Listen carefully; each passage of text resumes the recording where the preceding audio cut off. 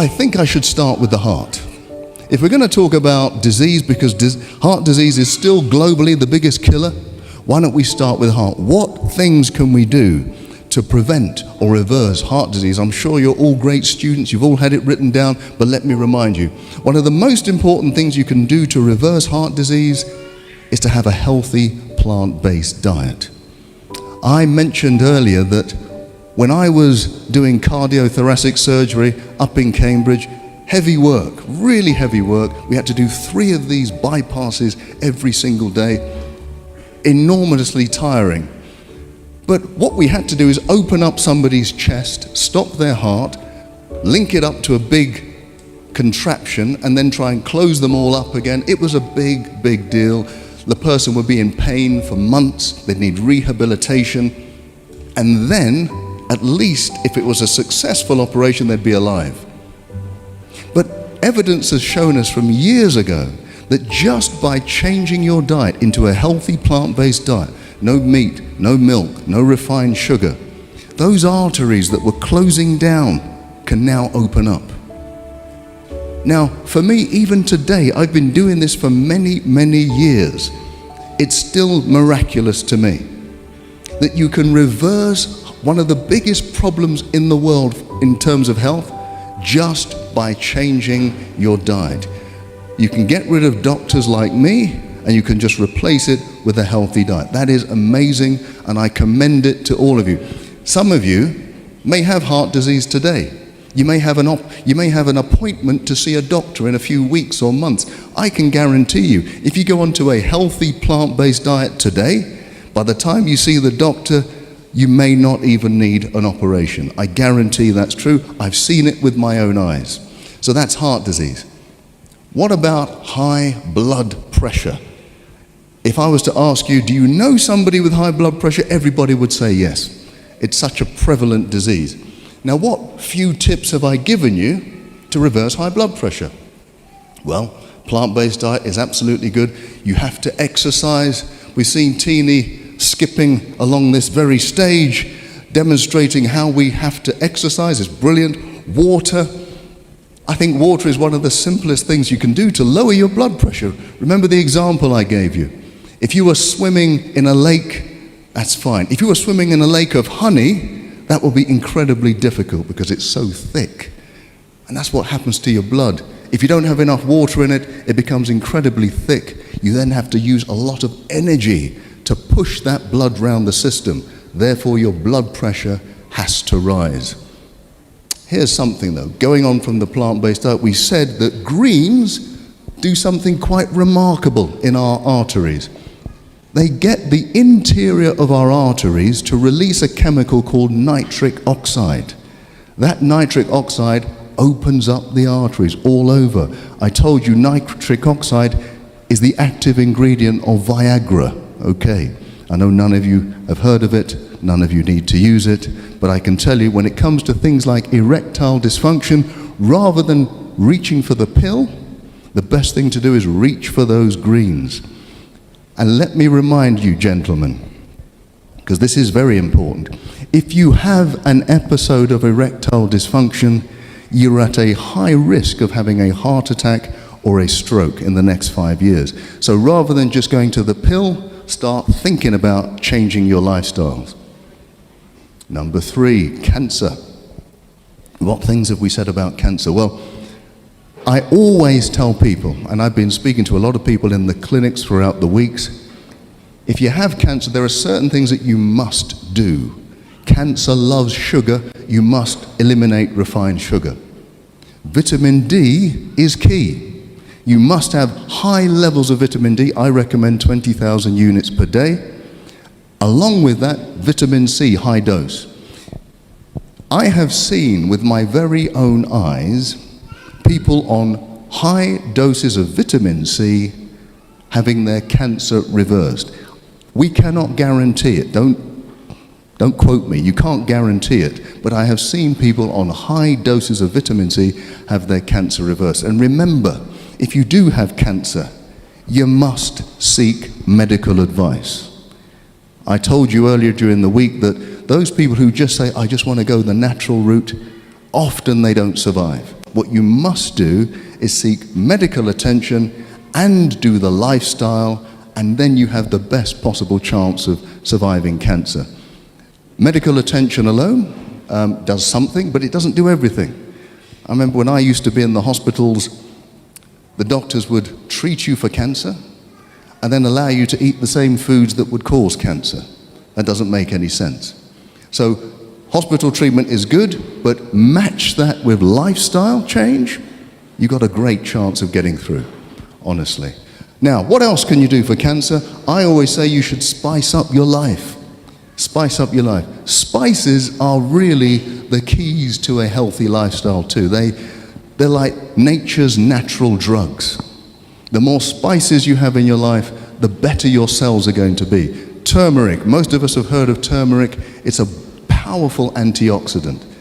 And if you take away the oxidation of your cells, it reduces the risk of cancer. Ginger is like it. It's also anti-inflammatory. Cinnamon is brilliant. Cinnamon, not only does it lower your blood sugar, which if you have low blood sugar, the cancer doesn't grow too well, but cinnamon is brilliant in terms of fighting off viruses. In fact, they discovered this over 100 years ago. The women who harvested the cinnamon bark never got measles, never got tuberculosis. And cinnamon, if you have anybody in your family who has any kind of viral illness, you give everyone in the household cinnamon, it's less likely that you'll get the infection. Cardamom is very interesting because it actually makes you make more natural killer cells. They have a lethal name, but they do an awful lot of good. They're the white blood cells that defeat cancer. Diabetes, how do you beat diabetes? Definitely you need a healthy plant-based diet. But what else do we need to do? We should, every time you go for a meal and you're a diabetic, as you put your fork down, you should get up and go for a walk. Get up and go for a walk. What does that do? Well, as you're walking, you're using the big muscles in your body. Those muscles will absorb sugar very quickly. And so it will keep your blood sugar levels quite low.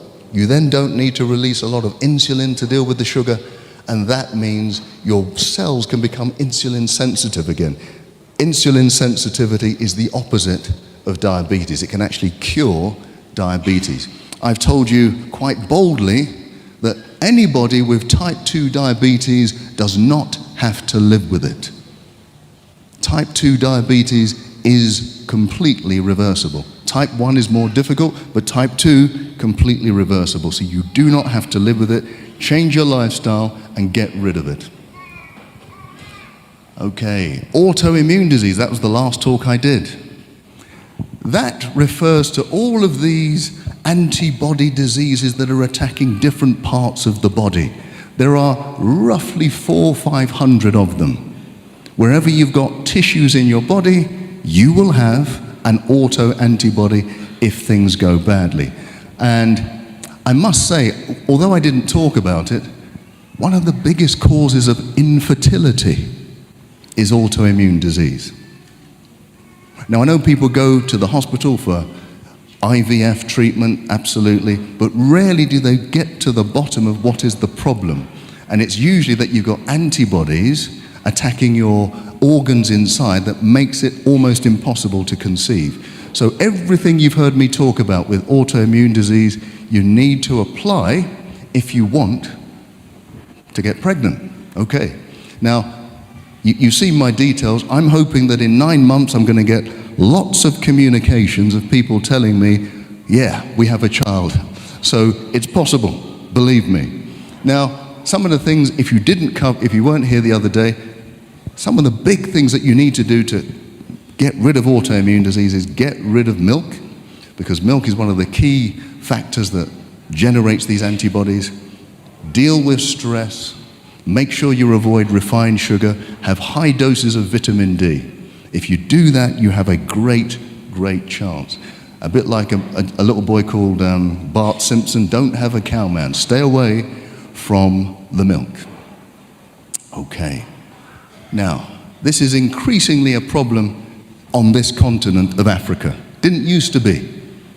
You go back 50 years, There was very little obesity on this continent in Africa. Now, with all of the imports of Western culture, including Western food and Western lifestyle, we're getting exactly the same problems that they get in the West. How do we defeat it? I always say, get rid of the white stuff. This is not a racist statement, folks. This is not a racist statement. I'm saying get rid of the white rice, white flour, white pasta, and of course that white substance, sugar. You know, sugar, if you look at it from afar, it looks a bit like heroin. And by the way, it activates exactly the same parts of your brain for heroin addiction. That's why giving up sugar can become so difficult. But remember, I did give you some help in overcoming sugar addiction. Remember the Dr. Chidi method, named after some obscure doctor? You remember that? So for those of you who don't remember, let me tell you, when that donut is calling out your name, the worst thing you can do is say, I can't eat the donut. Because if you do that, your brain will just desire it even more. What you must do is say, I will eat the donut, but I'll eat it in half an hour. At the same time, eat yourself an apple. Now that apple will release sugar slowly into your bloodstream, slowly so that you don't get this insulin spike. And after half an hour, you'll have enough sugar in your system to overcome the desire for the donut. You're not looking convinced. If at the end of the half an hour you still want that donut, do the same thing again. At the end of the day, you may have eaten 5 apples. That's okay, that's your 5 a day, right? But even if you fall off the wagon, even if you succumb to the donut, I guarantee you will eat it less frequently than if you didn't try the Dr. Chidi method. What does Dr. Chidi stand for? Don't resist it, choose to have it, but delay it. Dr. Chidi, there you go. Now you'll remember my name, okay? That's the only reason why I did that for you. But seriously, sugar has been a serious business, especially on this continent. We used to be slaves for sugar, now we're slaves to sugar. We need to get rid of the sugar, absolutely. Now, we must not forget dementia. Okay, some of you understood what I was talking about. We must not forget dementia. Okay, I can hear one person, they've understood. Right, dementia, for me, is now one of the most feared diseases around. When I was younger, a younger doctor, it used to be cancer. But now dementia, losing your memory, losing your personality, nobody wants that. It's a fearful thing. The good news is, and there is good news about dementia, it is a lifestyle disease. It is not random. Now you may have seen studies to say, well, there's a genetic makeup. There is. There are genes for dementia. But there are people who have the gene for dementia who don't get dementia. There are people who don't have the gene for dementia who get dementia. The biggest factors are lifestyle factors. So for example, you will know that if you have high blood pressure, that's a risk for dementia. If you're obese, if you're diabetic, and the biggest risk is long periods of stress in your adult life. If you do not know how to manage stress in your adult life, that is the biggest risk factor for dementia. So we're going to need to know how to manage the stress. We're also going to have to change our lifestyle, make sure we have the right diet. There's been lots of studies done. On this continent, actually, there's been a Nigerian study which showed that the more berries you have in your diet, the less likely you are to have Alzheimer's. It's even more significant than that. They have showed that if you have dementia, early signs of dementia, you go onto a healthy diet, have lots of berries, you can reverse up to 90% of the symptoms. Now maybe you've never heard that before. Because most people think, once I've got dementia, it's just a long road down to ruin. That's not true. If you are diagnosed and you change your lifestyle, you can reverse up to 90% of the symptoms of dementia. Talking about stress, we spoke a little bit about depression and anxiety and stress. What little signs can I give you to help? Well, remember what we said. There are triggers for depression. There are triggers for stress. And the big ones are debt, divorce, disease, and death. Now, we can't avoid some of them, but when they come to us, the best thing to do is to not hide away and keep it to yourself. The best thing to do is to get help quickly. The quicker we get help, the quicker we understand that we're not alone, that other people are going through exactly the same thing, the quicker we can cure ourselves or head off depression. What else do we need to do? If you're depressed, you might find it difficult, but one of the ways to break that cycle of depression is to get into some physical activity, whether it's going for a walk, a run, a swim, whatever. Maybe you need somebody to encourage you to do it, but it will break that cycle of depression quicker than just about anything. The next thing you can do is do something, even if it's small, for somebody else. That sounds strange. You're depressed. Why am I going to do something for somebody else?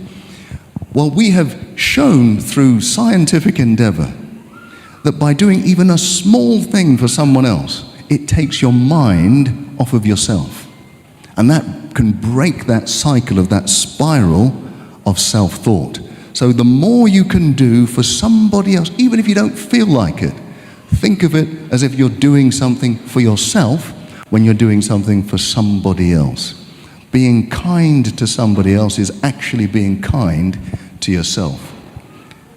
What else? I mean, we have to know how to heal from depression, and we've talked about it a lot. Forgiveness.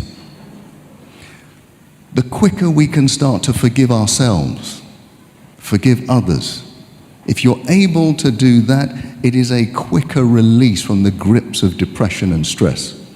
Every study I've seen in the last 10 years has an element of letting go of past trauma, of past hurt. The quicker we're able to do that, the greater the chance we're going to be free from depression. And we want to be free from depression. Because in fact, even at the heart of most of these diseases that I've been talking about is a level of stress. Stress makes every disease worse. It doesn't improve one disease. Right, so in fact, we know that disease is what? Dis-ease. So if we want to get rid of disease, we're going to have to start to be at ease with ourselves. We can only do that if we learn to forgive, if we learn to let go, and if we learn to look forward and stop looking back.